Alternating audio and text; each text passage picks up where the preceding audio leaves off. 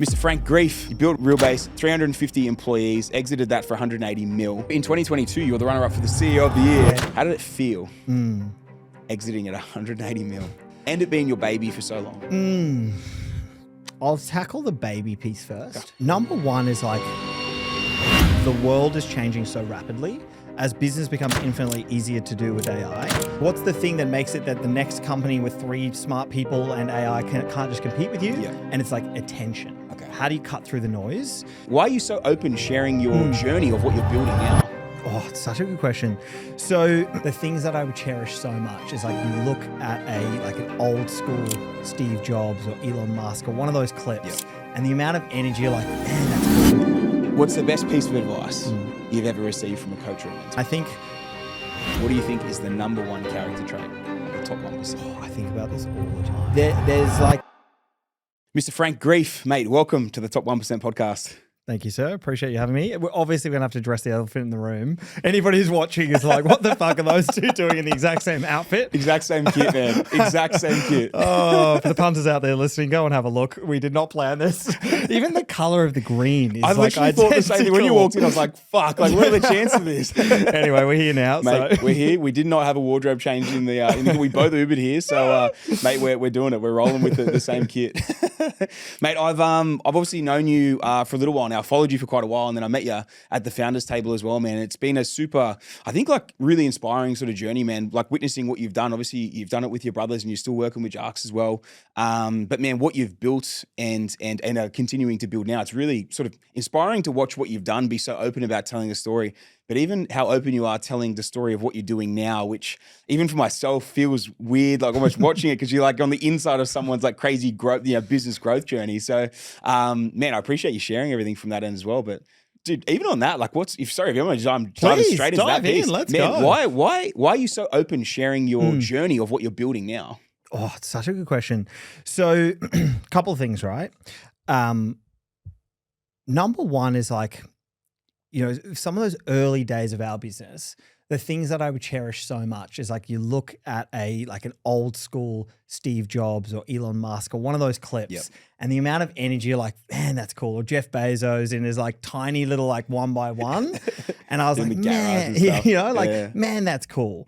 But then also like from a learning perspective, post exit. You go on the podcast rodeo, you're sharing the story, and sometimes you're kind of unintentionally connecting dots that necessarily weren't there. Okay. You know, because like the story to tell is like, oh, because I did that, then this happened, then this happened, but that's not necessarily the reality. Okay. And so I think what's cool about this time is like, it's like live play by play. You know, like one of the recent ones is like someone just applied for a job and here's how they did it, and like sharing like, wow, that's so cool. But like, it doesn't mean I'm going to hire that person. Like, you know, like it may not go right, but it's Sorry, like, mate. but it's like, you know, just that like, I don't know, that open sharing.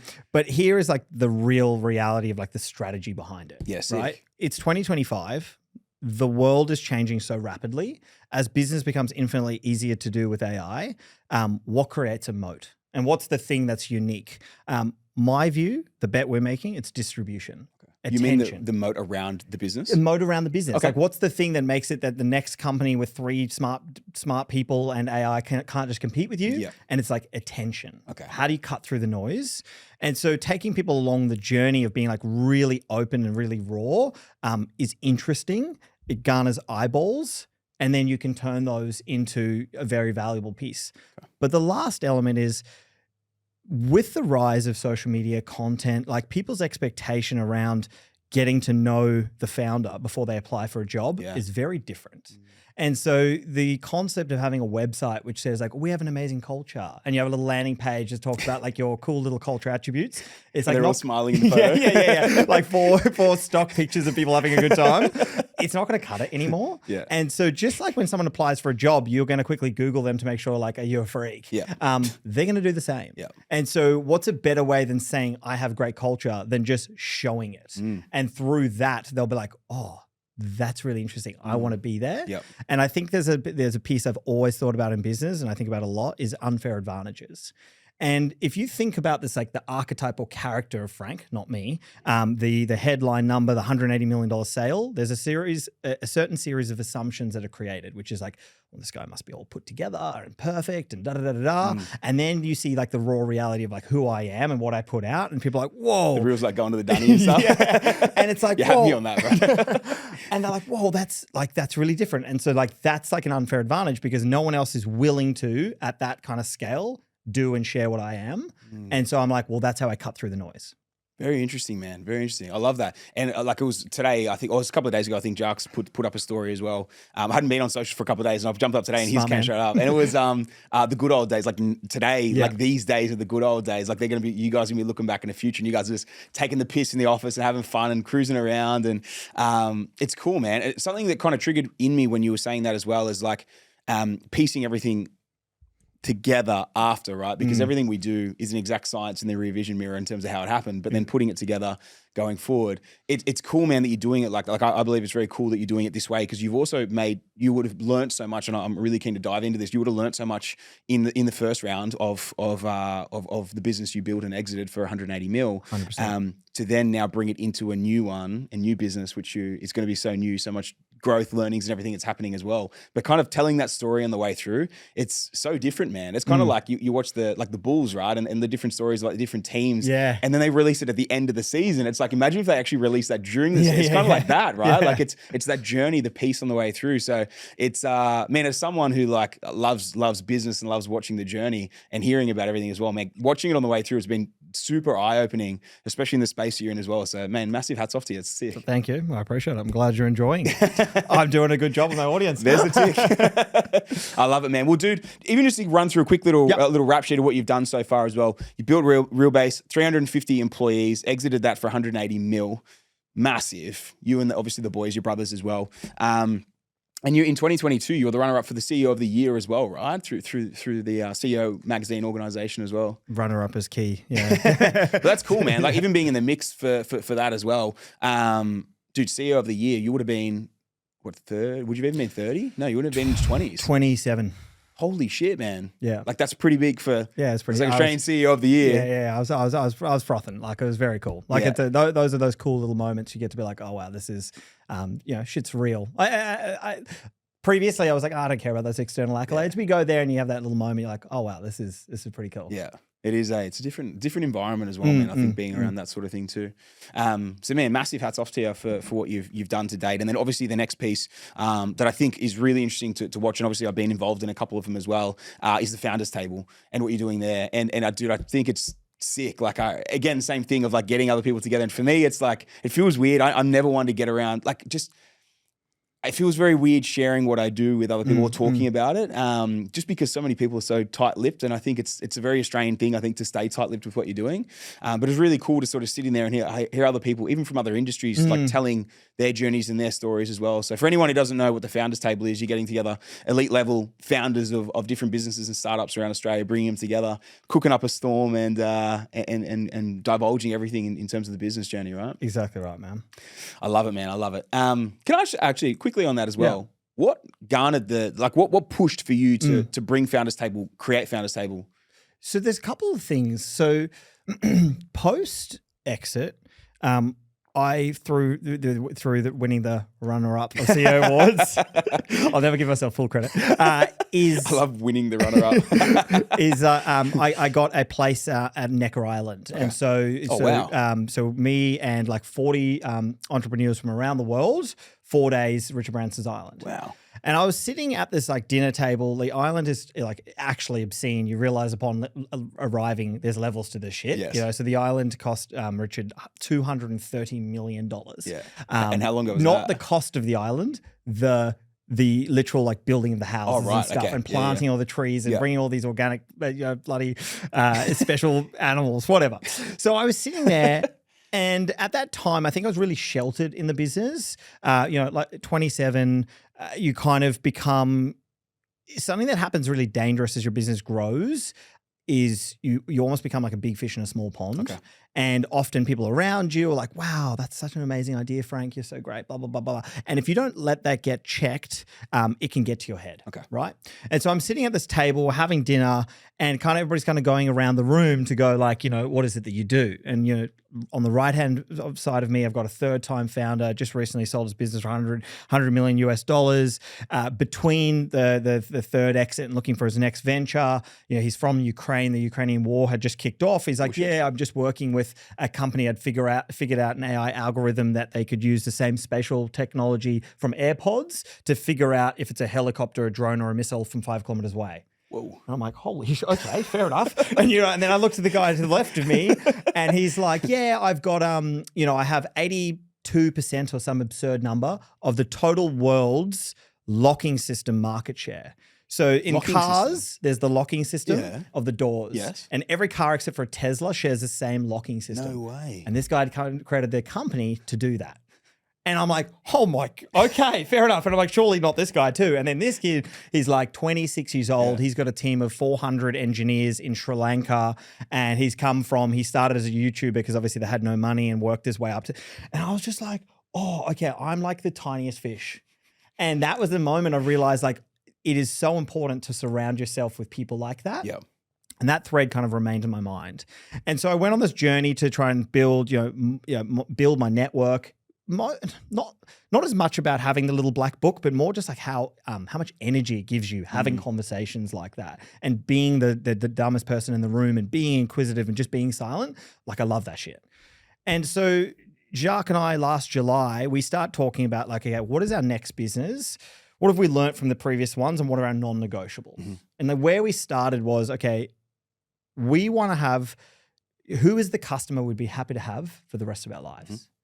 And rather than working for like, this is the problem we want to solve, it was like, who's the customer we'd like to have? Really? Okay. And we will figure out the problems to solve from there. Okay. And we decided like, well, we love founders. Like we live and breathe and we love other business people. Yep. And so we made that decision and we're like, great. All right, what are we gonna sell them?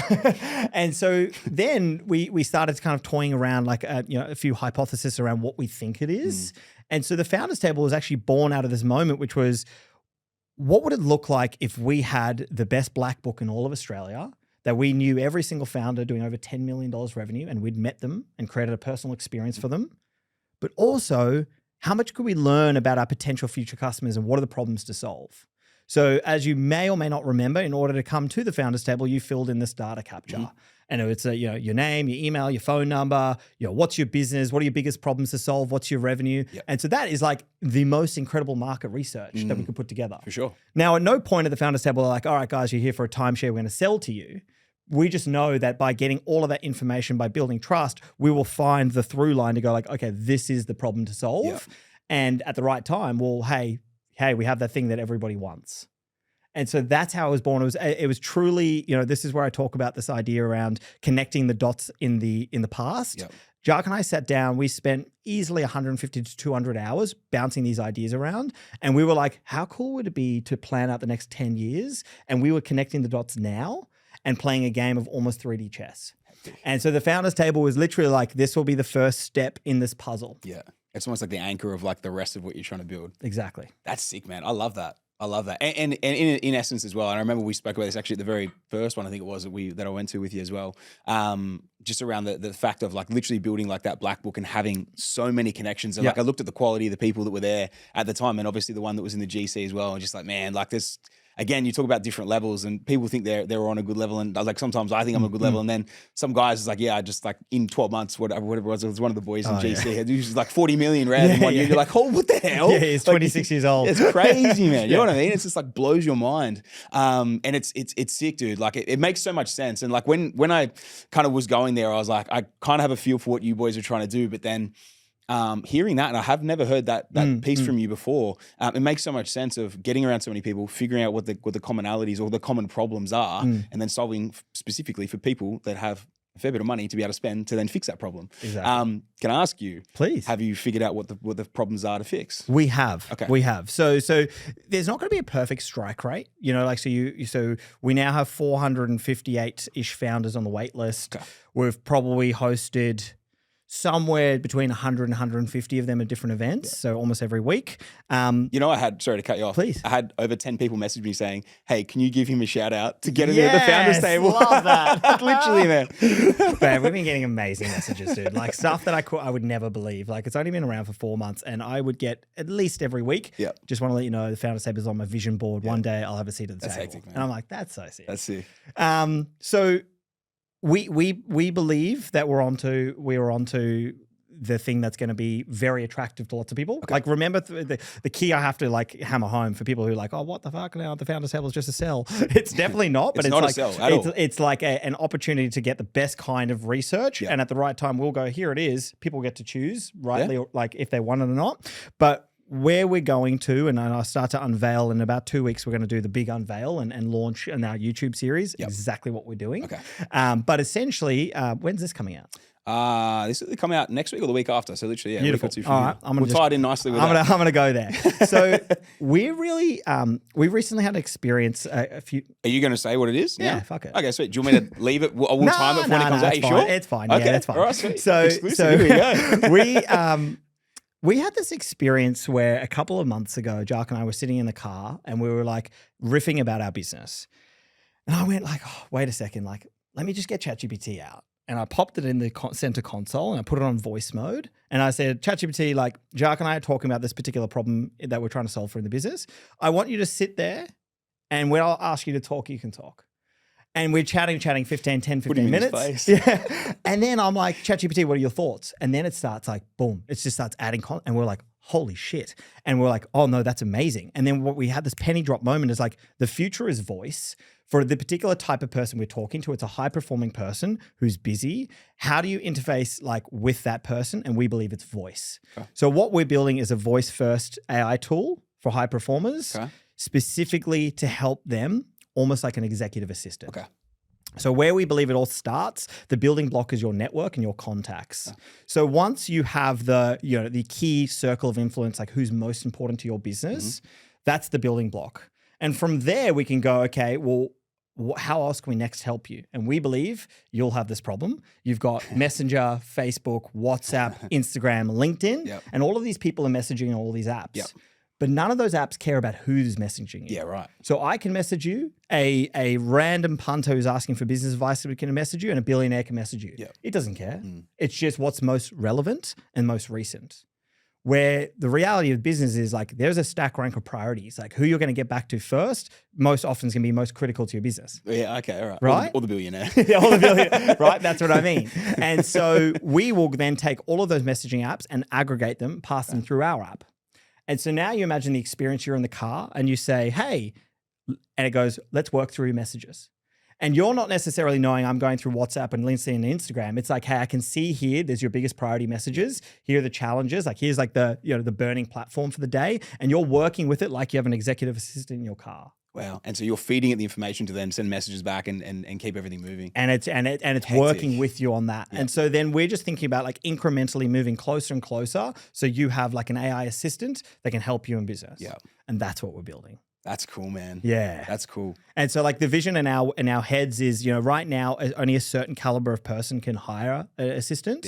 Yeah. If you want an absolute weapon, it's 100, 150. Yesterday we chatted to a lady, hers is 180, right? And it's like real elite, high performing ones. Top level. And it's like, well, what if everybody in business could have one? Because we can make it, you can do it with a much smaller budget because we can build it with AI. And because we're working with everybody at the Founders Table, understanding what it is they actually need and pushing it through the prism of what's most important to your context, that's how we see the world shaping. Yeah, sweet. And so the idea of it is specifically for business owners to then be able to formulate, kind of congregate or funnel them all into the one app, prioritize in terms of what's the most important, and then just be able to work through. And thinking about it as well, like how many even real estate agents or business owners, where they're always driving around doing their thing as well. Man, it's even popping into my mind of like, even if you've got a stacked day of meetings and you're at the gym in the morning or going for a run, bang, feed it to me and I'll feed it back. It's all those moments. Or like our goal is like, how do we make this app the first thing you do when you wake up in the morning? I know everybody tells you high performers shouldn't look at your phone. Fuck off. I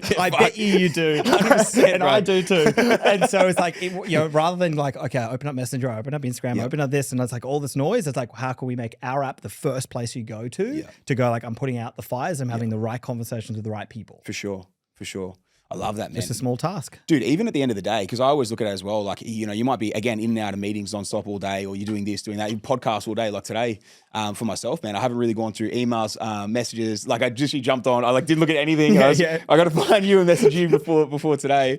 And man, even like when you come out of all that, just go bang, hit me with it. And then if you got 30, 60 minutes in the tank before you're proper cooked at the end of the day, fuck, dude, I love that. That's mad. Perfect. Our research has worked well.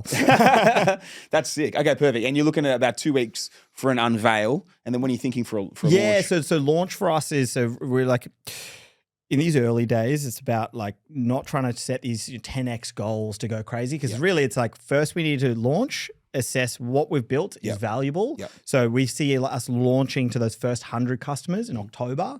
That will be very waitlist driven. Okay. So I guess the beautiful part about garnering attention, having the founders table is we'll go, hey, here it is. Who would like to be part of our kind of first beta waitlist? And we get to pick and choose because we want those people to deliver us really tangible feedback to make sure that once we've done that, it's valuable to everybody. And so I think realistically, it's like in market properly, like January 2026. Okay, sweet. Curiosity, putting that out there now, unveiling it now. You don't have concerns about an 8-month lead time until you in terms of competitors. So this is the game, right? And I think 99% of first-time founders will hear me say that and be like, whoa, like that's crazy. Like, how come you didn't like get everybody to sign an NDA? And then once you go through the journey of business, you realize like an idea is worth nothing. It's all about execution. Yeah, right. Right? Because I could give someone that and it's like, awesome. And they're like, great, I'm going to go build it. It's like, okay, it's going to be really hard. Like it's going to be, we're second-time founders with 12 years of business experience. It's going to be phenomenally hard. And serious dollars behind you boys as well. Oh, serious dollars. Like by the time we launch, we're already $1.5 million of capital in the hole.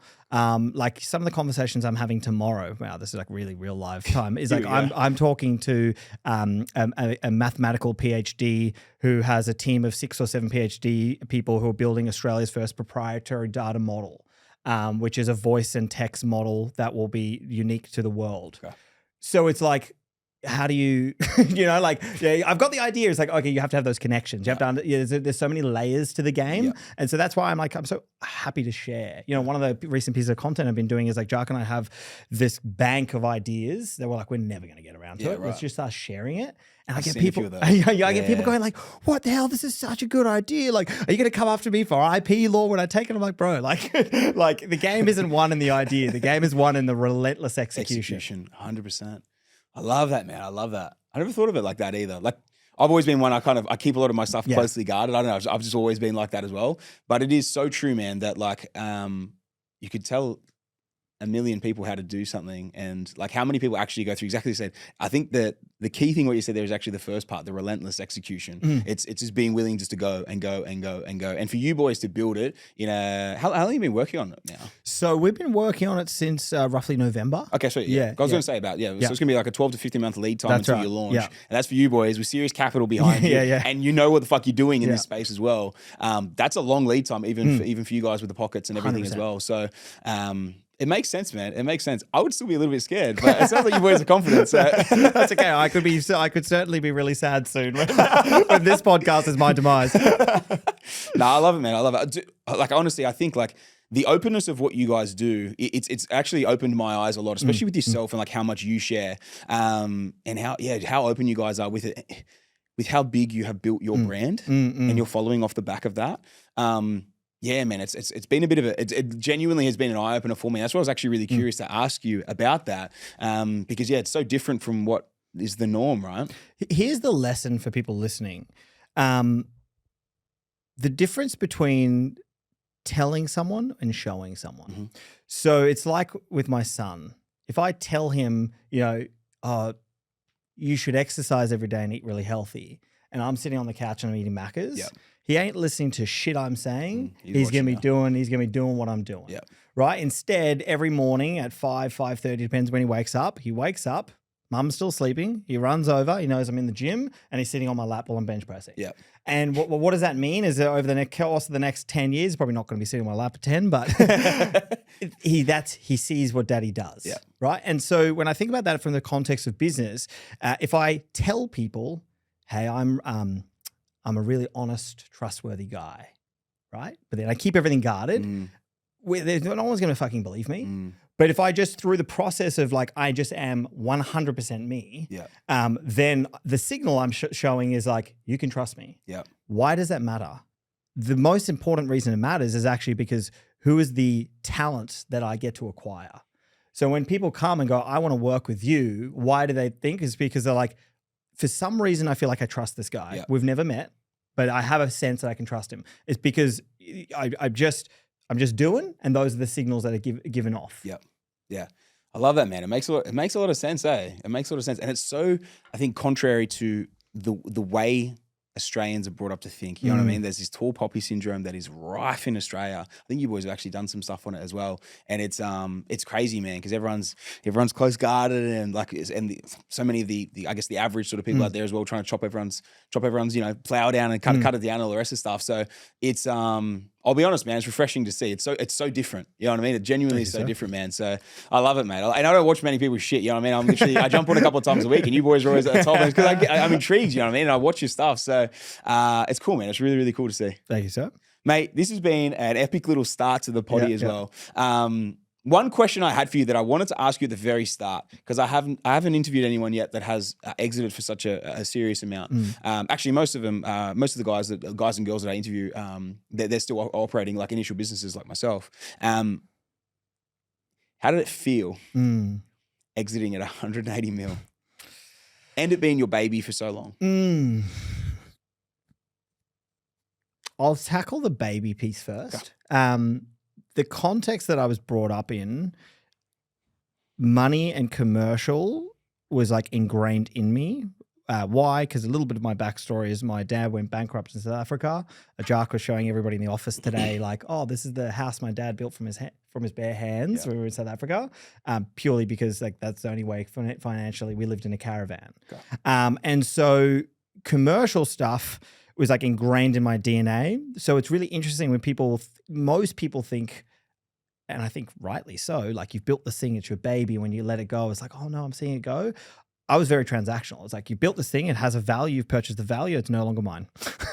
And so I didn't really have like a separation. And I think about the same thing for my own home, like family home. Like, I think some people are like so tied into it that like you sell it and then you see someone renovate it. You're like, oh no. Where I'm like, yeah, you own that. You renovated it. Great. I love the emotional, the complete lack of emotion when you describe that bit.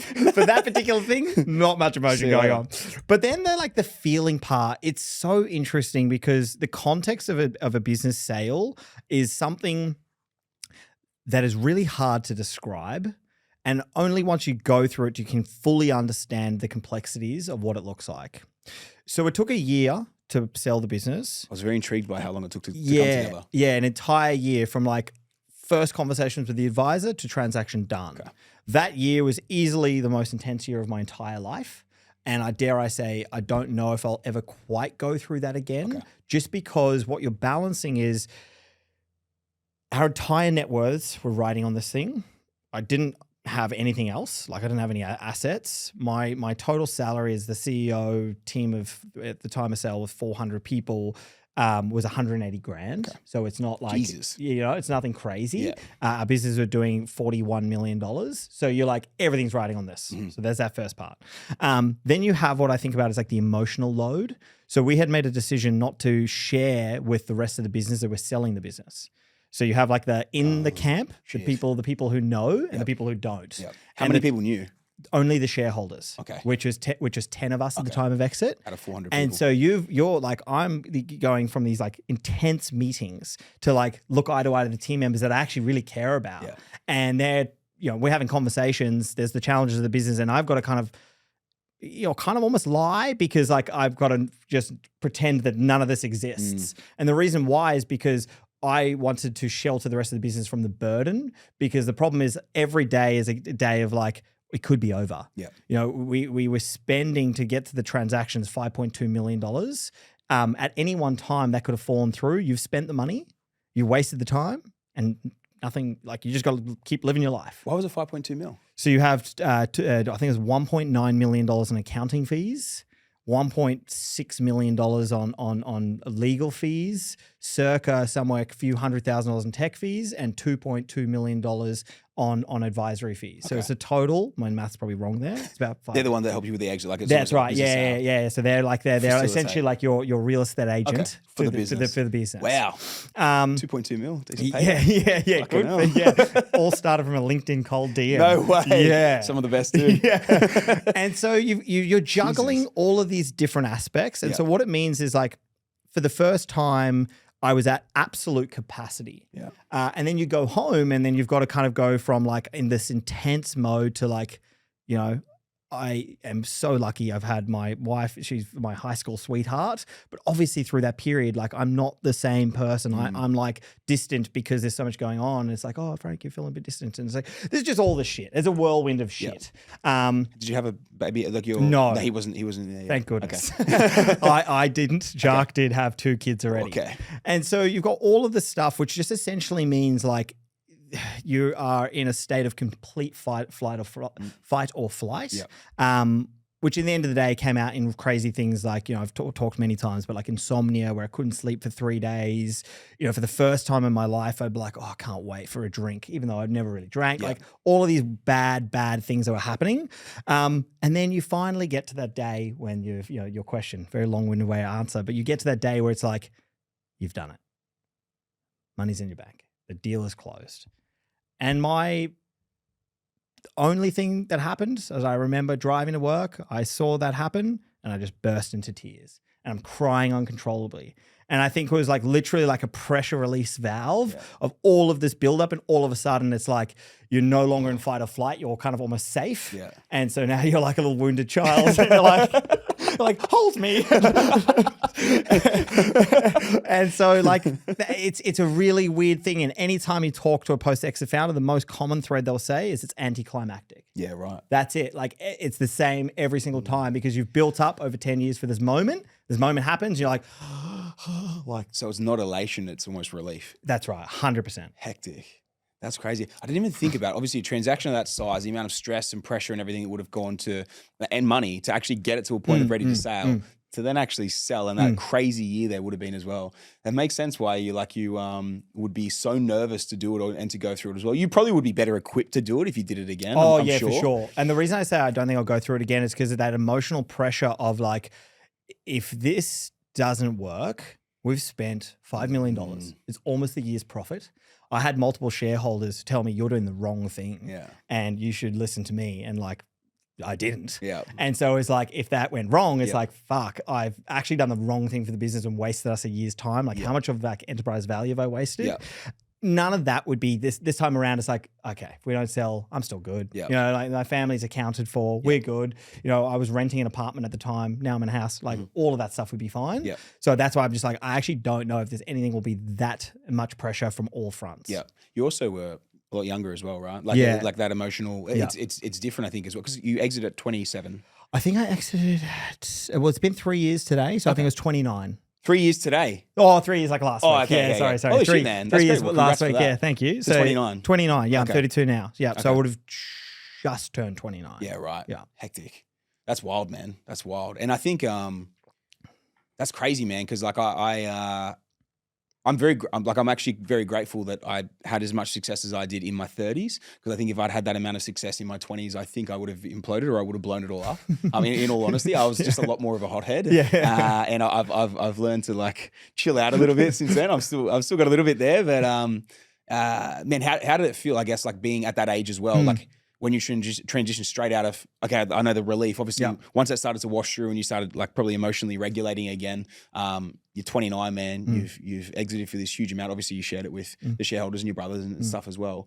But like when it started to sink in like that after? Oh, when it started to sink in, it was freaking sweet. Yeah. Like, you know, so like the other thing sometimes people say post-exit, like, you know what, I realized like, you know, the money wasn't that important. Like I also don't say that because it's like, you know, the context, it went from a 2-bedroom apartment that I was renting to, you know, a house on the beach. Yeah, you got a sick like house, you know, bro. it's Yeah, like yeah. all like there's the contrast is so great Yes. that I got that opportunity to like really enjoy and soak those things in. Yeah. You know, through the process of building the business. The longest holiday I went on was like I think 3 weeks at a particular point in time, and then I'm like 2 trips to Europe, 5 weeks, like you know, I'm doing all the things, You right? went all Like out. no dramas, and so like all that stuff I think was like critically important because I feel like I truly soaked it in, and that was the stuff that is like you know don't have to worry. You know, we went to Europe and I was like, don't worry, friends, like. I've got this, you know, like I'll get the sick house on the edge of Santorini. It's all good. Don't worry about it. You know, like all that stuff, super special. And so like, I think people who say, you know, the money isn't important, I think that's like kind of horseshit.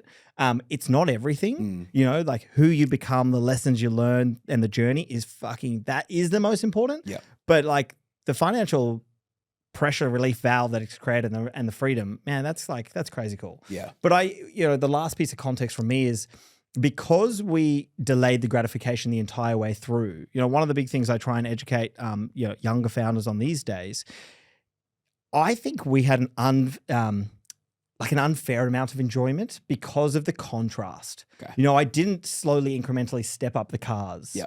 So you go from, you know, the Volkswagen Golf to an RS6. I was going to ask you that day that you were driving to the office, because I was going to say you had the Urus, but I was like, no, you wouldn't have yet. So what did you had it the was Golf? like a Volkswagen Golf. Yeah. And you're like, you know, you're going from that apartment to that. So you're really enjoying those. It's a huge jump. Where if you like don't delay the gratification, you incrementally move up. Like right now, like I have the nice car. If I have a slightly nicer car, like the dopamine is gonna be like, you know, like it's not gonna really hit. Yeah. And so I think like that was like I was actually really fortunate because I really got to enjoy the fruits of our labor. That's cool, man. That's really cool. I love that, bro. Yeah, it's so interesting. Hey, like it's sort of unpacking that side of things and being so different. I think because the organization was so big as well, and obviously there was multiple shareholders where it would have gone out, and like $180,000 a year as a CEO of a 400-person company. It's not that much for what it is. So and that was only the last 2.5 years. Before then, like for the first 8 years, for the first 6 years, the maximum was $800 a week. Yeah. And there was a period in there which was 2 years, which was $400 a week. Okay. Right. And so like, you know, we were doing $4.5 million revenue. I was earning $400 a week. Yeah, right. Like so like they 180, I was like, I'm making it. I was profit. That's funny, eh? Dude, I gotta ask something, and I want to cover your backstory a little bit. I'm gonna jump into where I was probably planning to start with this. We're 40 minutes in, but man, something that struck me as I've been going through this as well, and I've actually thought it before in the past. You're effectively a tech guy, and yet you have the energy of you know, you're one of the most energetic people that I think I've sort of come into contact. You've got that mad, like you said before, the founder's energy. You know what I mean? Thanks. Tech. Yeah. Why tech? Well, why tech? That's one of those like really lucky things for me. Okay. So we started in a physical services based business doing real estate signboards and brochures. Yes. Year 5 comes in our business. My eldest brother taught himself how to become a software engineer and was like, we should change from this signboard company to create a marketplace, which is a tech product connecting other real estate agents with other signboard and brochure and all that kind of stuff. And so from then, like our mind shift changed. And then it was like, okay, I was the salesperson. So I had to like, okay, well now I have to understand this world of tech. And the way I think about business is like, if you're a leader or a founder, you can never be like, oh, that's not my department. You always need to know enough to be dangerous. Yep. And so I was fortunate to, you know, all of the conversations with Jacques and Ken, because Jacques also was a software engineer, is like really be curious and soak it in. And now I feel like after that many years, like I live and breathe it. Yep. And now I get, you know, I'm like, oh, I am a tech guy. Like I really like it. No, I'm not enough to be like, you know, sit in the room and like, let's code this thing up. But like the whole process, the like the leverage that tech can create, like shit fires me up. Yeah. So I think, you know, it was by circumstance, but now I'm like, no, that's me. I love that shit. It comes across as well, man, because like when you do your socials and stuff, like it's you can't fake that. It's genuine energy. You know what I mean? You can't fake genuine energy. Right? You can get hyped up for some shit, but like you know what I mean? Like you can hype yourself to talk about something, but it's like you can't do it every single day and literally be like geeing yourself up every day on AI if you don't froth it. So it's interesting to watch, man, because that energy, but then being in the tech side, I was really curious to sort of ask you that side of things as well, man. So, mate, if we jump into the story. go back to the sort of start as well. What I want to do is, I know you've told the real base story millions of times. Rip through, like, I guess the early part of your journey, and then rip through obviously getting into that space as well. And then I want to kind of go into all your stuff, all the lessons, learnings, everything. Obviously we've run through a lot already. But if we take back to the very start, so you said are you originally from South Africa? So originally from South Africa. Yeah. So at age 4, I moved from South Africa to New Zealand. Yeah. That's where my parents essentially, like, they were like, we have to have a better life for our kids. Yeah. So that's one of those really lucky, fortunate things that I have no claim over. And packed, 3 suitcases for like a family of 5, packed their entire lives, sliced the rand was 7 to 1 to the New Zealand dollar. My dad was a nuclear scientist, what he learned at university, but in New Zealand and being post bankruptcy, you have to do what is required. Okay. And so he filleted, he sharpened knives, and my mum filleted fish day and night shift. Wow. And that's how we they were able to kind of work their way to start, creating financial stability once again. Yeah. What did your dad do when he went bankrupt, if I'm asking? So he'd started a business with someone, and that person frauded him. Okay, right. And so that person like fully cooked the books and Yeah. stuff, and then it all just landed on my dad, and boom, had to file for bankruptcy. Sorry, did you feel was that in South? It was in South Africa. That was in in South Africa. South Africa. Okay. Yeah. So my dad's like a wheeler and dealer. So he'd done the nuclear scientist thing, and then he was in the army, and then he was like wanted to wheel and deal and do businesses, and just got in business with the wrong guy. Yeah, right. And that guy just was a full fraud. Full fleeced him. Yeah. Hectic. Yeah. Hectic. What did your mum do? My mum was a classically trained musician. Wow. Piano, cello, full creative, full like arty, like all. No way. Yeah. So your dad was a nuclear scientist. Your mum was playing bloody piano. What the hell was that biggest opposites ever? Yeah. That's interesting, man. The perfect minds combined to make the Greeff brothers. Yeah, I was about to say to produce you boys. Oh, that's funny. That's weirdos. And then from there, so then we moved to Australia when I was about 11 years old. Yep. Lifelong dream was to be a chef, Okay. and so all the way through high school, all I did was try and figure out how to become a chef. So it was like I worked 3 jobs. I Why? worked at a cafe. Just love food or what? Don't know. I just Really? always wanted to be a chef. I was just like, I'm going to be the best chef in the world. I'm going to open up the best restaurant. Just in my mind. Had a chef. From 11 years old. Yeah. And so I worked 3 jobs, worked in restaurants. I got an opportunity. My parents are awesome. So they were like, cool. I got an opportunity to work in Italy for 4 weeks, where I just went by myself, worked in 4 different restaurants for 4 weeks, and then came home while I was at school. So they're like totally cool with it. Wow. Started being a chef at 17. Finished my HSC. Yeah. And then realized after 3 years it fucking sucks. Pay shit, and it's not enjoyable. Yeah. I started at $32,000 at qualifications. Wow. I qualified. I was on 42 grand. Yeah. And I was like, this sucks. Yeah. Yeah. So the starting for the business was really simple. Like there was no business plan. There's, these days I talk on the content, like all of these, like, do the deep research, all the shit. It was like my brother walked into my room one day. We had an investment property together. Somehow I could pay for that on my $360 salary. Good old days. Yeah. And he just said, hey, there's an opportunity to install real estate signboards. Yeah. Should we go move to Melbourne? We'll go do it. Yeah. And I was like, yeah, sweet. And so I stopped being a chef. We went to Melbourne and we just rented a 3-bedroom house in a place called Croydon. Okay. And created like a commercial signboard and brochure factory out of this 3-bedroom house and started doing it. No way. Yeah. I've seen that photo of you boys as well. Like you were looking over each other's shoulders, like doing this stuff as well. So was Jacques in on it at that point as well, or not then? So Jacques had started the same thing in Sydney. Yeah. So we went to Melbourne to start it. Oh, He wow. did it start in Sydney. Yeah, right. We, after a year, actually sold that business for 150 grand. Okay. Which at the time I was like, I've made it. Yeah. I'm 19 years old and I got 70 grand in capital, less tax. And then after a year we came back and did it again with Jacques. Okay. And so we kind of like merged, if you will, our businesses, and that's when like the real journey began between all of us. Yeah. Fast forwarding a little bit, we spent about 4 years really slow. Like it took from years 0 to 5 to get to like 900 grand in revenue. Okay. And then at year 5, 0 to 5. yeah, it took 5 years to get to 900 grand Yeah, revenue. right. Yeah, like these days, like my 26-year-old, $36 million, like the easiest way I can share it is just like, we had no idea what we were doing, but like specifically me. Okay. You know, like I was 20 years old. I was a chef. I had no idea what I was doing. And even in those early years, I wasn't as curious and I wasn't as trying to learn. I was just like kind of like fumbling my way through. You're kind of just like floating through while the boys were doing their I was working really hard, but I'm like working hard on a particular task. Okay. So at the time, like we were a brochure printer, so like I could sit behind a guillotine and fucking cut brochures for like 7 hours, and I was the fastest, most efficient guillotine guy you've ever seen, and that was cool. Like that was just I was just like the perfect dude to do that stuff. But then year 5 came around and it was like, okay, we're gonna pivot to tech. And then I was like, and then Jack and Ken were like, well, you can talk, so you're the sales guy. Yeah. And I was like, oh, okay.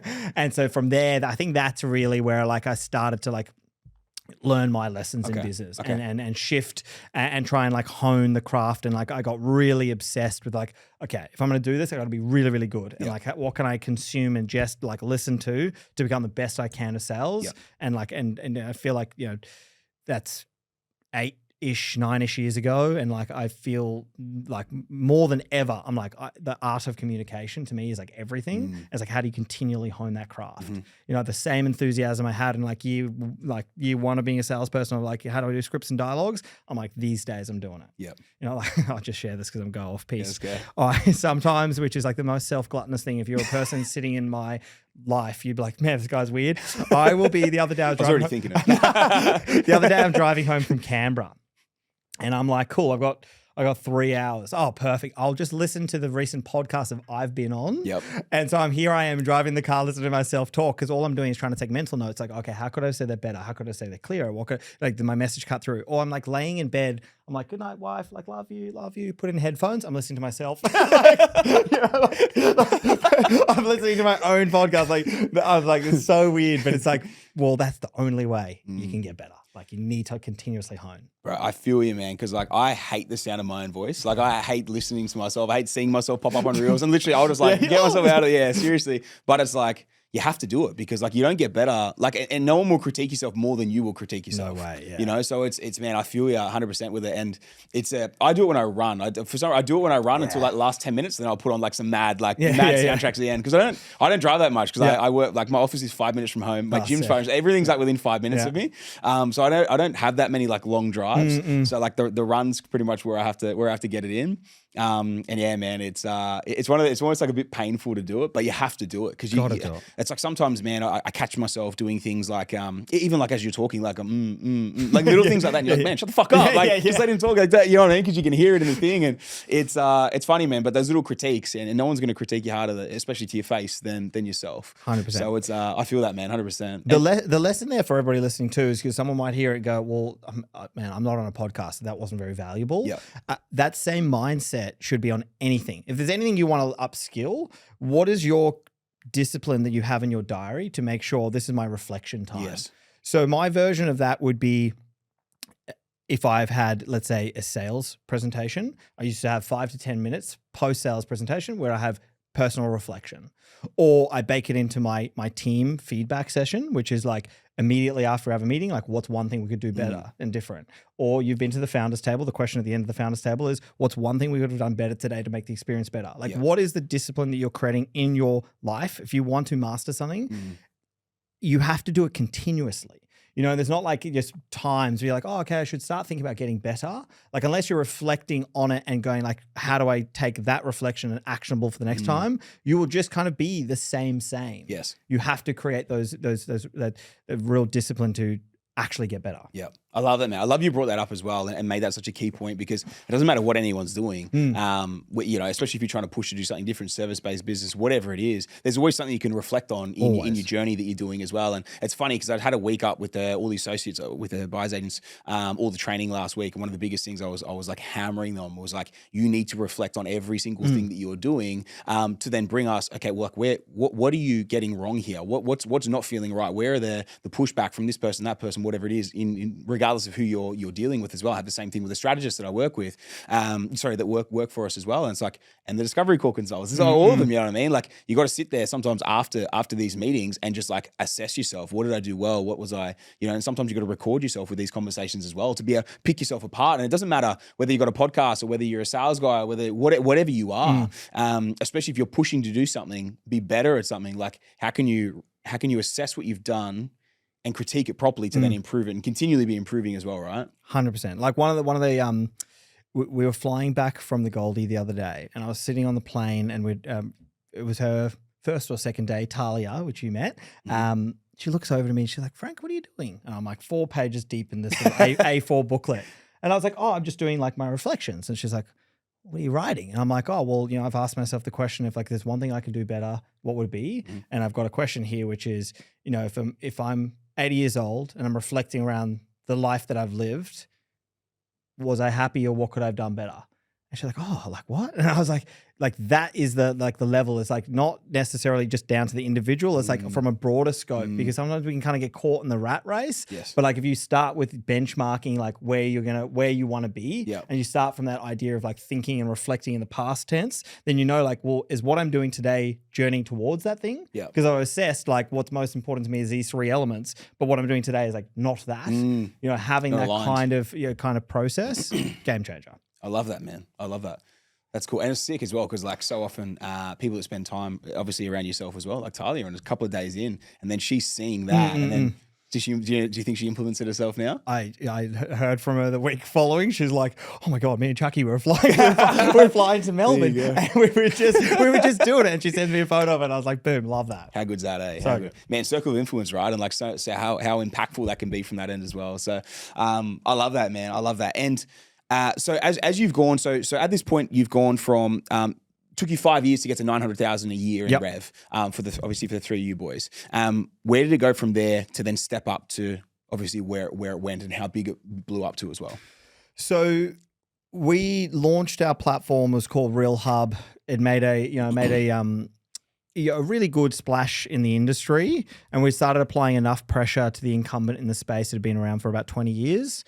And within about 3 years, we got to $4.5 million. So it's like, years to 5, then, you increase quite substantially. And that was because you stepped into tech. Yeah, that's because we stepped into tech and we were like really all in. We kind of learned enough of those like initial business lessons to now go, okay, we know what we're doing.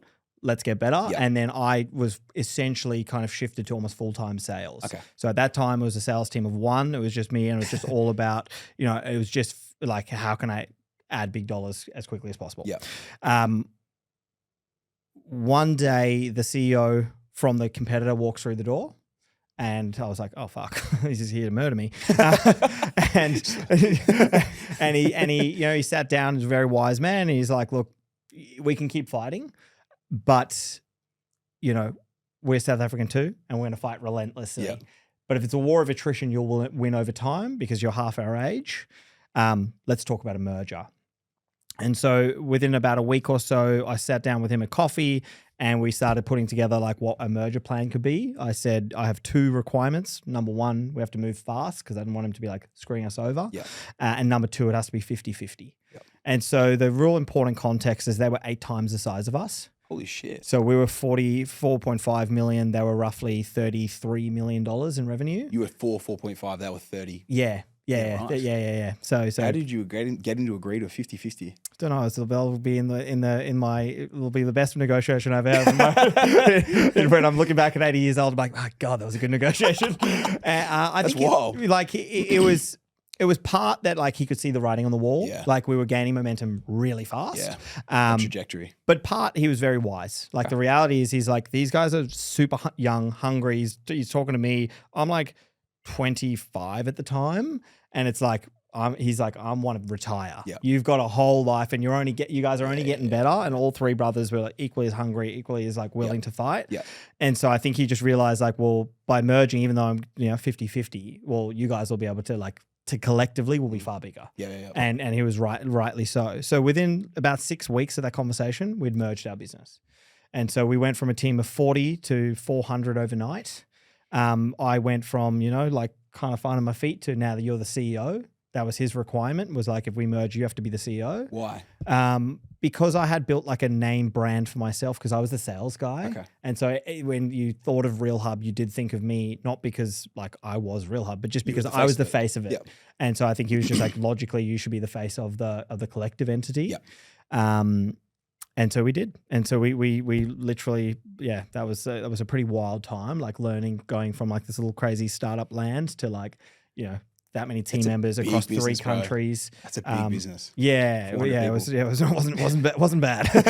And so we had about, you know, by merging, we had about 46% of the total market share in Australia and New Zealand. Yep. So almost 1 in every 2 properties are sold came through our business. Wow. And so that was like, we really like, you know, I always think about business like that journey in like 3 different tranches. You've got the tech piece, which is like, okay, we're really getting started now. Yep. You got the merger, which is like all of a sudden you've got this big gap in time and like all of these huge learnings condensed in a small amount of time. And you got the exit. And like those are like, if I look back, those are the 3 biggest moments for learnings for me. Okay. In the business. Yeah. What do you reckon were the biggest takeaways from each of those learnings, each of those steps, each of those stages? Good question. I think from the merger, the most important thing that we learnt was like, you know, going from like an individual contributor, like when you have 40 team members, you can kind of like roll up your sleeves and get things done and still make a material impact. Yes. When you have 400, there's not much you can do as an individual that can just shape the business, right? Like, so even if I rolled up my sleeves and was like, I'm going out and selling, it's like, yeah, cool. Well, we're doing 41 million. So now we're doing 42, right? Like it's incremental gains. Yeah. So then what you have to figure out is like, well, me as an individual is not going to do that much, but if I focus all my time on the team around me, I can make huge gains. And so I had gone from what I believed was an external salesperson to an internal salesperson. Okay. You know, like realizing that, you know, if I had my sales team, if I use my time, energy, and effort to develop their skills and become a coach to them and to like increase their energy, well, that's going to far output what I can ever do. Because of the multiplier of the team. And so for me, it was always like, okay, with that in mind, it's like, how do I literally help increase the capabilities by really learning, I wouldn't say mastering, but like really focusing and learning on the art of coaching and understand like, how does a high performance sports coach Kobe Bryant and Michael Jordan, but not know how to play basketball? Yeah, right. Right? Like it's not about his ability to play basketball. It's about his ability to understand talent and figure out how to get the best from them. And so that was the most important mindset shift. And now having gone through that, I realized, well, you don't have to wait till your team of 400. You can kind of get there with a team of 20, right? Like, because if, you know, now I kind of think about business from a reasonably simplistic approach, which is like your job as a leader / founder is you need to set the vision, find the right people and place them into the right roles, inspire and coach them to be the best they can be. And if you can master that, it's all done. Because any problem you have can be solved for by finding the right person and inspiring them to head towards the vision. Yeah. And so continue coaching them to help them level up to be able to execute properly. That's right. Yeah. And so like now, like, you know, we have a very small team with our new business, but I still think about that. I still think about that live, like play for play environment to try and create that. And I think so much about what's the energy distribution that you create. You know, I'd say that was the biggest learning lesson from the merger. From the exit, the biggest lesson I learned from the exit and something I try and coach, like some of the advisory and the investments we have, is you can do all of the right things as a business. You can create all of the perfect fundamentals. But value of a business is not derived from just that. Value is often something that can be made at the end. Okay. And what I mean by that is we had created a competitive process where 3 parties were bidding furiously for our business. Okay. Where we started was 140 million and where we ended with negotiations was 180 million. Yeah. And so you've created $40 million enterprise value in conversations. The team hasn't changed. The business hasn't changed. Okay.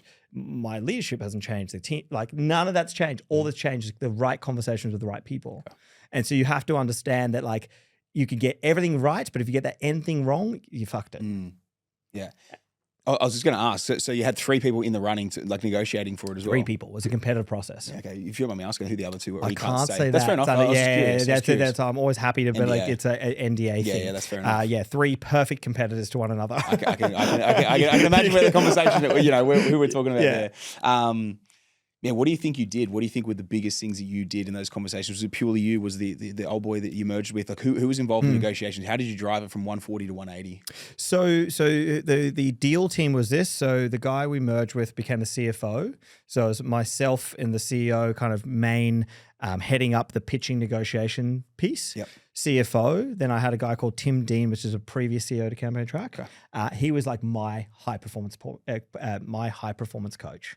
So I was yesterday. We were in the we're in like the bush of Manly and we're going for a run. The bush of Manly. Yeah, the bush of Manly. That sounds random, but whatever. I picture my head just and we were there, and I got brought back to this moment because what Tim and I would do is every morning, probably 3 or 4 days a week, we'd go for a 15K run in this bush.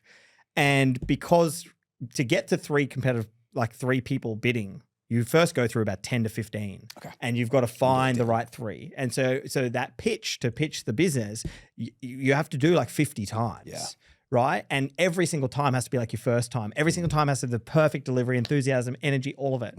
So every morning we would go for a run, and I would live pitch while we're running. And he would stop me and he'd go, say that again. And then I'd do it again. And then he goes, stop. And he goes, what about this question? And he's throwing questions at me for 15Ks. Yeah. And it's like a scene from Rocky, like, so by the time I did my first pitch, like I'd done it 100 times. Yeah, right. Like, I was like, I could do it like my eyes closed, every single little word that we're going to say and be able to answer every single thing. And so to your question, like, what did we do right? I think that was probably that was the most amount of preparation I've ever put into something in my entire life. Yeah. And then lastly, it was about the advisors on our side. So the advisors on our side really helped us understand that when you're selling something, especially something like that, a business, it's actually not about you and your value. It's about how can you help that company's value. So initially when I was pitching, it was like how our strategy and where we're going. But like relative terms, we were selling to Domain. They were doing $330 million revenue. Your 40 is like, yeah, that's cool. But like, how could you help our 300 turn into 370? Yeah, right. Right? So it's more around like strategically we can help you than you care about us. Yeah, right. And so it's understanding that positioning piece makes all the difference. Yeah. How many interviews do you reckon you had to go through to learn that was the important piece? So what I like is a context that I like sometimes shared, sometimes don't, is I had tried to sell the business myself, thinking I was good at sales. So I'd already done a 4-month journey before the year to go and I'd spoken to my Domain. And they're like, and we're not interested. It doesn't align to our strategy. Interesting. And so when I spoke to my advisor, I was like, I've already spoken to Domain. He goes, like, no offense. You don't know how this works. Kind of thing. Like, I understand how you would have spoken to them. Yeah. You didn't understand their strategy. Yeah, right. And so, it essentially was like, in that beginning phase, he helped us understand and shape that whole presentation to understand like what is their goals and how do you help their goals. So it sounds like the same as anything in life, like the people you had around you and the same as succeeding in anything in life, the advisors you had around you were what took you from 140 to 180, if anything, probably a lot more because they may not have even entered the conversation. They weren't 100%. Even in the conversation. If we didn't have the advisors we had, we would have sold, like we probably wouldn't have sold. Yeah, like they were a crucial component to the whole thing because they got the right people in the room, like 100%. There were those elements. So it's like fortunate to have the right people in your corner. Yeah. Very interesting, hey. And this is where, like, so often I hammer this home on our other podcast, Scouting Australia, around property and like what something costs you. And so often, man, everyone fixates on what something costs, right? You said at the very start when you explained the 5.2 million, I think they were 2.2 million or 2.1 million in cost from the exit. But if you looked at the 2.2 million in cost versus it could have been 40, 100, who knows, 40, even 40 mil, like as an absolute minimum that they made you extra in that piece and in that transition. It's not the 2.2 mil that their fee was, it was the extra 40 mil that they made you as well. That's cool, man. That's really cool to have unpacked. I love that. And it's funny, because you're good at sales, like you think you can do everything. But at the end of the day, there's levels to this game as well, and it's in all different things. And no one could probably outsell you with what you sold, what was your core, being in the business and everything as well. But once you step out of that realm, it's a completely different game, eh? That's interesting, dude. I love that. Man, one of the questions I had for you was, where do you reckon the hunger and passion came from? Because like, I feel like your energy is always so hectic, and like even here, you're telling the story, which you have pieces of this you've told before as well, but you've always got that mad. I just kind of had it in the back of my head when you were talking about this stuff as well. Where do you reckon that hunger and passion came from? I'm always really conscious when I share stuff about myself. That again, that's that whole like hindsight, connecting the dots piece. Okay. Not to overly inflate my sense of self and be like, oh, like the hunger and passion is I get into the dungeon each day and I I hone and craft this. I think Mr. T. Yeah, I think for me it's really important is like what is nature and what is nurture, and then what have I done. Okay. I think there's certain parts that just like in my DNA. Yeah. Like the energy piece is in my DNA, that I am just like an overly energetic character. Okay. Right. I once asked my wife. She's a clinical psychologist. Hey, Babs, like, what if you were to diagnose me, what would you do? And she, like, without even blinking, was like, obviously you have ADHD. And I'm like, oh, Thanks, okay, babe. yeah, fair enough. Didn't think about that long. And so then you've got like, so that's like the first part, which is like, okay, that's just in me, and I'll probably never be the person who doesn't have that energy. Yeah. But then it's like, okay, but then the part that is honed is like, well, how do you emphasize that? Yeah. And so like I think about this often, which is people think about time management and I think about energy management. Okay. And time management is like, okay, in a block of 9 hours of my day, what am I doing? And that's cool. But for me, it's like, how do I remain at the consistent energy and do the things that are most important while I'm at that peak energy? Mm-hmm. And so for me, like time management, the things that are crucial is like, every night I'm aiming to get my 7 to 8 hours sleep. Yep. I track my sleep. I therefore track, if I've eaten sugar a little bit too late in nighttime, it's going to affect my recovery. Okay. I've got to adjust that. Every morning I start and I hit the gym 2 or 3 days a week. I'm running. Yep. And those are things, as well as my nutrition, that'll make sure I remain at that good energy. Yep. Then I don't drink alcohol. Okay. Because I know alcohol will shift my energy and go in peaks and troughs. Yep. So I cut that out. Okay. Then it's like, okay, what else can I do for energy? For me, there's tasks in business that suck your energy and give you energy. And if you stack your day and your time management with 7 things that just sucked your energy, like at the end of it, you're going to be like, I hate everything. Where if you go like, I'm just going to stack things that give me energy, those things you're in a state of flow, you're excited, and you're going to deliver your best work. Yep. So all of that kind of compounding, that's how I think I can remain at best peak. But like the underlying baseline is definitely like, I'm a bit of a freak. That's how you're wired, right? That's definitely how I'm wired. Yep. Yeah. Jack's a very different energy to you as well. Totally. Both brothers like very different to your energy. Totally. Like we're so similar in ways and we're so different in ways. Like I think the most different would be myself and my brother Ken. Okay. And that's the best thing. Like that's what made the co-founding relationship amazing, is because I am this way, and this lends itself incredibly well to other humans. And like I genuinely love talking. I get lots of energy from talking to people. People listening today be like, yeah, bro, you've been talking for 66 minutes. I was going to say something, but I was just letting you go now. Leave the fucking mic, bro. And that's great for that side, but like that's not going to help you sit there and code up and be in the coding dungeon. So like we're so different, but the piece that's not important, but the piece that's like similar is like our aspirations and how we think and like how big we think. Yeah. Sounds like you're extremely complementary to each other as well. Oh, for sure. Yeah. And sorry. No, I was going to say, like, I kind of wonder if it's almost like because you're the youngest of the 3, aren't you? If like you had to like prove yourself, so the energy had to come up being the young pup, to 100%. which probably drove you in a different way as well. So, but it sounds like, man, again, that you're all complimentary of each other, and obviously that was in effect with what you guys did with the business too. So that's interesting, man. I'm always just curious, like when people have different traits or like where they come from, and because everyone on the top 1%, man, they're all driven, you know what I mean? But it's like, how did they get that drive? Like, where did that come from as well? So I always just find it super interesting to sort of understand that piece. And I think, it's cool as we're unpacking it. Like it feels, you can kind of feel it more and more as well. So I love that, man. I love that. Another question I had for you as well is, and I think I know the answer to this, but do you love running business? I'm obsessed. Okay. I'm like obsessed. And over the last couple of years, I knew it was going to be a yes. I knew it was going to be a yes. yeah, I love that. I am obsessed and I have a disease. Yeah. So like, you know, like I text Jacques last night. I was like, dude, how's this for an idea? So the business is you get all of the brightest people in the world and we make like a farm where they're answering really high like problem solving questions. Yep. And then you're using that to feed AI data models. And he's like, dude, you're a fucking freak. like, just leave me alone. But we're both the same. Like we both like we'll you know we've done you know like a few marathons together. We've done a 60K together. We will start talking about business from the moment we start that run. 7 hours later, we're talking about business. Yeah, right. I am so comfortable in saying that a business is a huge part of my identity. I believe like the goals and aspirations I have and the impact I want to make on the world, business is the vehicle for it. And the closer you can create your work and your life like feeling like a state of play, the more unfair it is. Because where someone else is like trying to drive towards, let's pretend it's a competitor, is trying to drive towards an outcome, and I'm just like, fuck, I'm just loving every second of this. It's like, that's unfair. that's an unfair person, you know? And so like, yeah, I love it. Yeah. I love it. And it's like the context there for someone listening is like, what, why, how could someone love it so much? It's like, if you step back and realize like, how else can you have this vehicle for all the things it can create?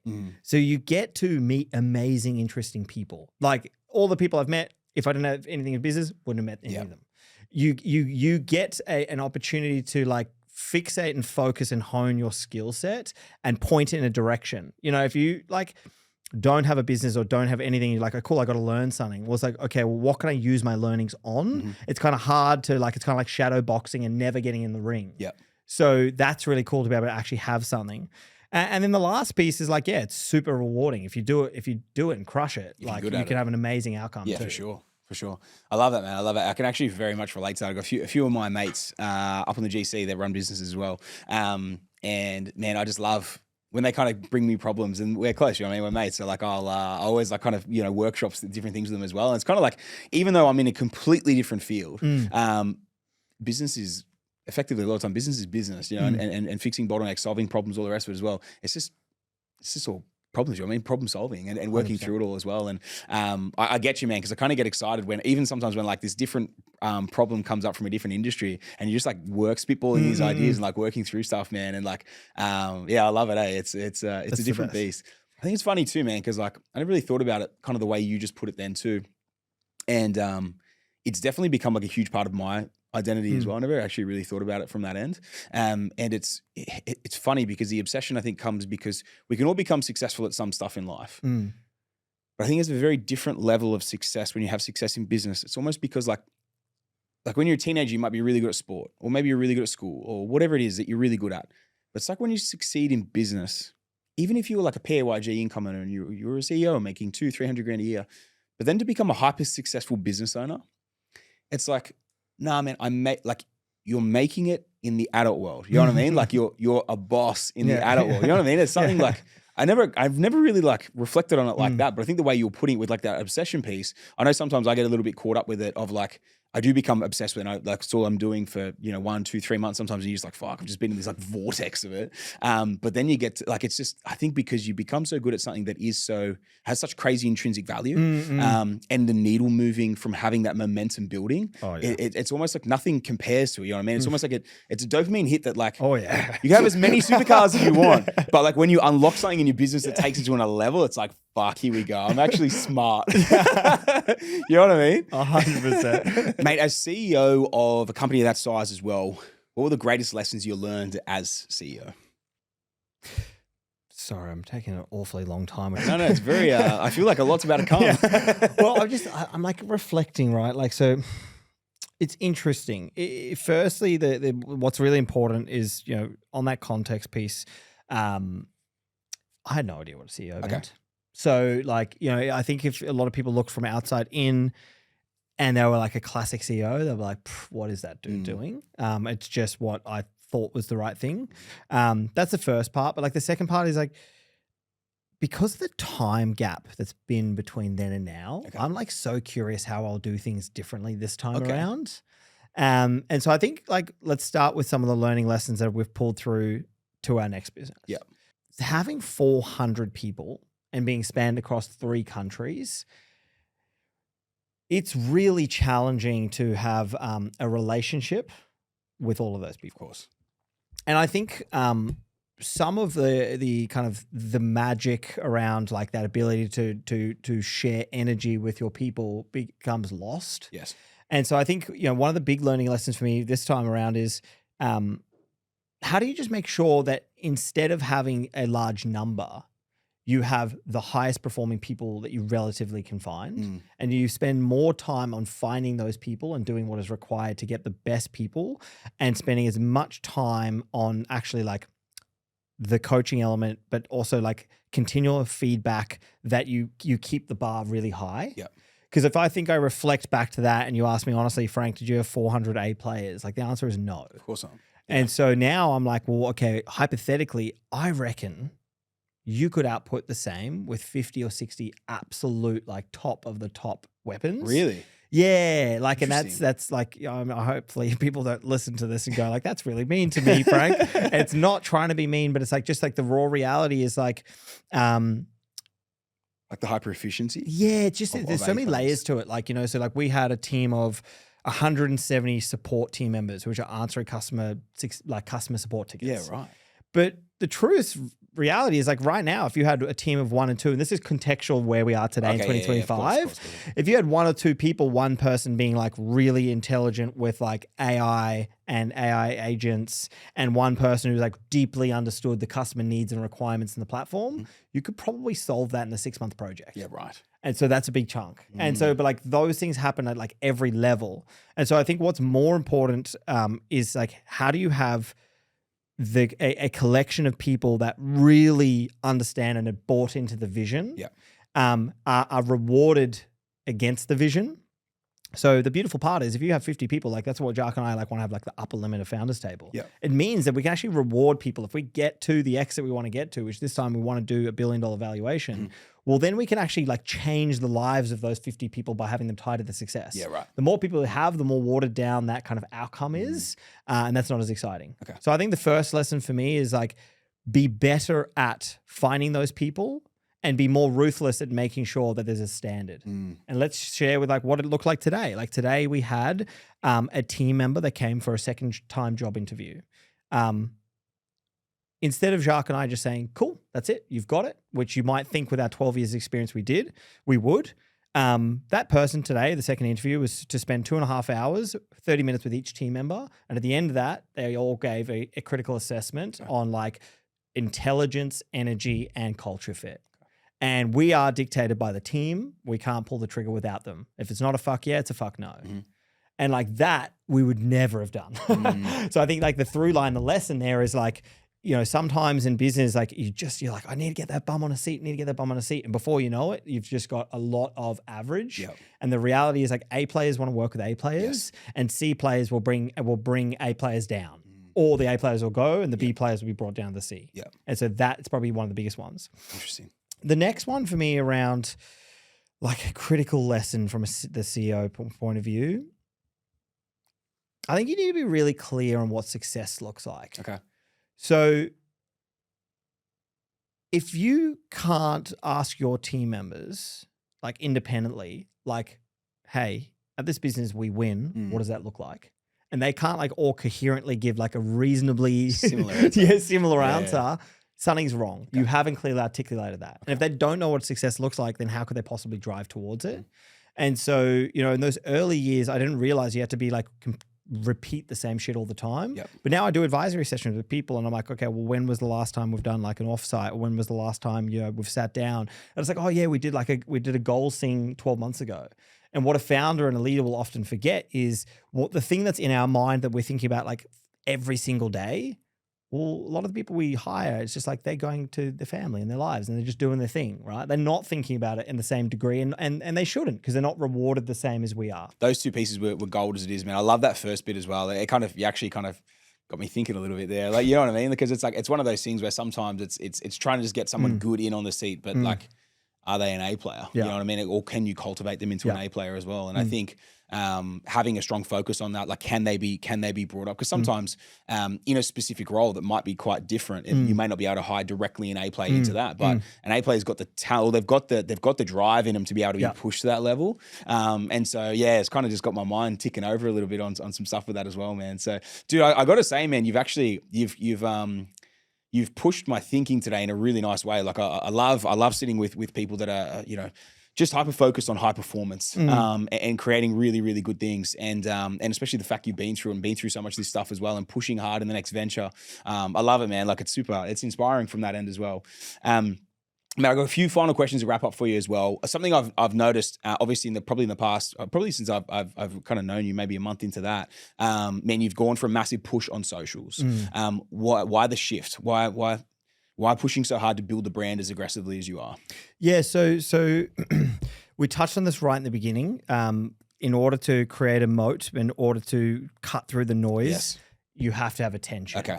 And so that was the first bet we're making on the attention piece. But because I touched on that, I won't focus on that. Yes, fair. The piece I will focus on is, if you remember the really simplistic version that I said about business, which is finding the right people and putting them in the right roles. Yes. And how do we, Jacques and I, get access to the best talent that Australia has to offer? Yep. Well, if we have the loudest voices in business, and through our brands, we're like unashamedly us, the bet we're making is that all of the best people will want to work with us. Yep. And the ones that will want to work with us have already the sieve that happens is like, we're not the fast talking, slick salesman guys with Lambos and stuff. Like, that's not our brand. And so those people won't be attracted to us. Yep. They'll be attracted to someone else. Yes. Our brand is like, hey, we're just open, we're transparent, we don't take ourselves too seriously, we have a laugh. And so those will be the people attracted to us. And so like, that is, I think, the most important piece, to be able to essentially like get that best talent, but then also like front load marketing. Yeah. Because we looked at, people like a Logan Paul and like building Prime, or like Inspired Unemployed building Better Beer. It's like they get like a business and then a year later it's $100 million. You're like, what happened there? How did that happen? It's because they've been building the brand and the audience, and so the moment it goes. Yeah, it's immediate trajectory. Yeah. It's the same as like Conor McGregor and The Rock and all the rest of it. They have like their $1 billion tequila companies like immediately because of the brand's already been built. Exactly. And the leverage point as well. So no, that's cool, man. That makes a lot of sense. Please for asking you the same sort of No, thing it's fine. It's fine. Well. I'm more saying it for the audience in case they're like, fuck this Frank guy.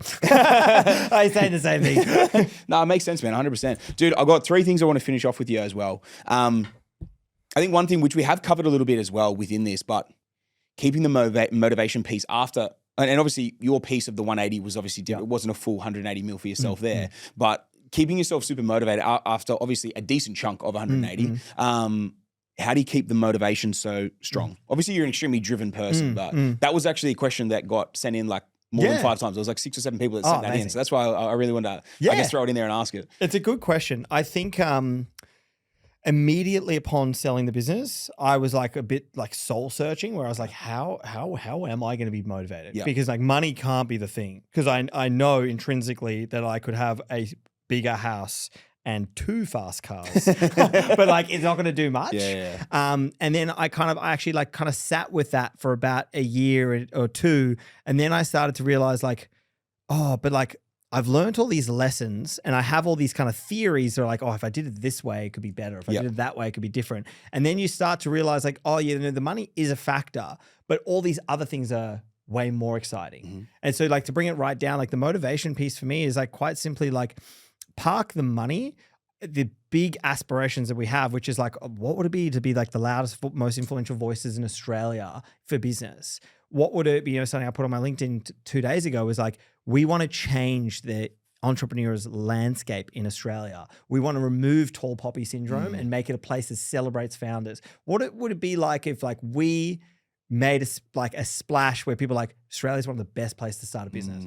Well, fuck, that gets me excited. Yeah. Right. And so I think it's just like understanding that like once you have successfully got like, okay, the money piece is done, what are the other anchors or drivers that need to create like motivational energy? And we've kind of found that. And so now it's just like, well, that's it. And then the last piece is like just figuring out like, how do you make it like a state of play?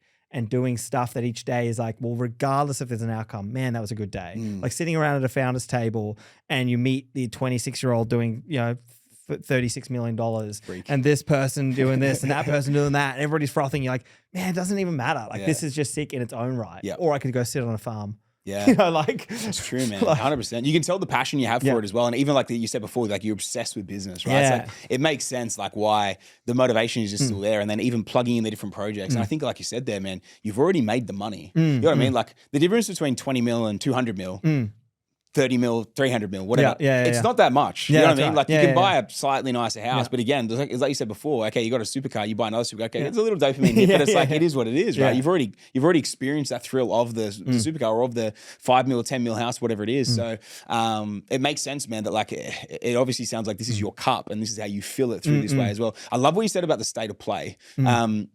Like obviously designing your days in the state of play that give you the most fulfillment. Again, probably like the energy credits and all the rest of sort of stuff and building it like that, man. So I actually love that, man. There's a few things I'm literally going to implement myself that's playing in my head. And sometimes like you hear it and then you forget about it, you know what I mean? But it's like, that's why I love doing this stuff, man. Cause like you get these different hits and these different pieces of advice from people that have done amazing things as well, man. So I love it, mate. Second last question for you. Please. What's the best piece of advice you've ever received from a coach or a mentor? Controversial take. I've never had a coach or never had a mentor. Really? You had old mate that you used to run with. Yeah. Like that was like more of like a peer relationship. Okay. So like we definitely did bounce off for a period of time there, and he was just the right person to surround myself with. But like mentors, I never thought I had value to the market, so I never thought someone would want to mentor me. Interesting. So I had like digital mentors, which were like, how do I learn sales? I'll learn from Grant Cardone. How do I learn marketing? I'll learn from Gary Vee. But I never like knew these people. Okay. And so I never really got too much advice. But at the end of the sale, I did meet someone who I now think about as like my life advisory board, which is I think about who are the people that I surround, like I have mentally in my mind that do incredible things in their own field. I don't believe there's one person that you can go like, if I am that person, I'm happy, because they don't have everything I want. So for me, financial success is really important. But as is, like, I want to be married once to the same, to my wife, Holly, for the rest of my life. Yeah. And so someone who has all the financial success, but is on their third time marriage, that doesn't interest me. So I have these like different people in my mind that are like my anchors to like that version of success. That specific piece of success that would be relevant to you. And if I have the amalgamation of all those things, then I lived a successful life in my mind. And so this person's name is David Shane. He sold his business for $1 billion in the year 2000. Wow. And he went through post that, like the deepest depression that he's ever had. He never had it before, because he went from having all of this purpose to no purpose whatsoever. And there's a common thread with post-exit founders. We met a founder last week, 27 years old. He made $20 million, 26 years old. And I looked across the table at him and I can see like he's lost. And not many people would understand that, because they go, fuck, if I had $20 million, I'd be stoked. But you have to go through it to realize that that's not what it's about. And David said to me, back to your question, what's the most impactful thing? He said, Frank, in life, he said, Frank, in life, there's three things that you need. You need someone to love, something to do, and something to look forward to. And like, that's what like fills it up. And I think from that is just this understanding around the purpose piece, and kind of back to this motivation, like the driver is like understanding that you might have all the money in the bank, but if you don't have something to look forward to or something to do, you're going to be lost. And someone to share it with, it sounds like as well. Yeah. That's crazy, man. I love that. Dude, it's crazy that you're as a high school sweetheart, man. I didn't know that, eh? Yeah. At ripe old age of 15. No way. First and only girlfriend. Wow, that's crazy, man. She must be quite a woman. Yeah, she's the best. Mate, I'm happy for you, by the way, man, because it sounds like you're well on your way. You've got your purpose, you've made your bank, and you've got your woman, so and your family. So it's that's amazing, man. Honestly, congratulations. That's sick. Mate, final question for you. You've spent a lot of time around founders, and you're an extremely high performer yourself. What do you think is the number one character trait of the top 1%? Oh, I think about this all the time, and I need to consolidate my thoughts on it, because there's a few different things. Just riff it. Yeah, there's a few really interesting ones, and like often a lot of them will be contextual. So something that's like a similar through line is like something has happened in their past, whether it be like, bullied or never felt enough, or, there's something that's happened in their past that gives them something to prove. And it doesn't mean every founder, but that's like there's a common trait there. And it's like, and that is like that thing that's like a relentless, almost like I'm not good enough and I'm going to show the world. A chip on the shoulder. A chip on the shoulder. That's so common. Yep. The next one is like a bit of, dare I say, like delusional thinking. Okay. So we definitely had this, which was like, oh yeah, we'll just go like build a business and like one day it'll be worth 50 million bucks. Like we used to say that in year one with no evidence to suggest otherwise. And so that's often, you know, I met a young kid the other day, 13 years old. He wanted me to be his mentor. And he says to me, like, he says, oh yeah, for my first piece of this content, I'm going to get David Goggins to do it. And I was like, amazing. He goes, it's going to be hard, but it's doable. You know, and like that's the attitude. The delusional like thing. that delusional. And it's like there's no limit to your thinking. Yeah. Because like if that's the starting position, like it is just an amazing thing. Yeah. And then the last one is definitely obsession in some way, shape, or form. So the obsession doesn't necessarily have to be in the obsession of the game like I have, but it's like an obsession with a detail. So whether that obsession be like over the financial outcome that you want, or that obsession be with the product that you're delivering, or the customer experience, like something there, you're obsessive over that something. That keeps you tied into it. That keeps you tied in. Yeah. And you will not stop until this thing is like solved. And I think those three things are things I see time and time again. I love that, man. And I completely agree with you. That's sick. That last piece as well, man. It's so crucial because I've even seen people in our space in probably the last like 2 to 3 years, because it's been a pretty good run in property. And I've seen like some people that were like sort of like decent competitors to me back in the day. They were in front of me, and I caught a lot of them and overtook them. And then I saw that they kind of got to this point that they were happy with, and they sold. Yeah. And I'm like, come on, like let's keep competing, man. You know what I mean? Like, fuck, let's keep this race going. But they did it as a business, and they reached a certain point that was a payout amount, and they took it, man. And it just doesn't even work in my head. You know what I mean? Because like the game hasn't been finished yet. Yeah. You know what I mean? Like just getting started. Exactly, man. Exactly. So it's really cool, man. It's really cool, and you hit the nail on the head with so many other things as well. So. Mate, I just really want to thank you for your time, Frank, My man. pleasure. It has been absolutely my pleasure, man. And the listeners, I'm sure, are absolutely going to love this episode as well. Dude, you brought the energy, man. I love it. We brought the same kit completely unintentionally. So, mate, thank you so much for your time. My pleasure. And for the people out there listening 95 minutes into this bad boy, well done. well done for holding out. You can have your ears back. I apologize. Mate, I think that people will love this. I love the high energy episodes, man. and yeah, man, I'm sure people would have taken a lot of value out of this, mate. So once again, thank you very much. Legend. Thank you. Perfect. Thank you, mate. Listeners, thank you for tuning in. Once again, if you took some great value out of this episode, please send it on to someone else you think might also take some great value from this episode. If you haven't hit the follow, subscribe button yet on your favorite listening platform, make sure you do so you keep getting hit with these episodes as they come out time and time again every single week. And if you haven't left us a 5-star review yet, jump on there, give us a 5-star review. We'd massively appreciate it. It helps us keep bringing great guests like Big Frank here. And until next week, guys, that's a wrap for another Top 1% podcast.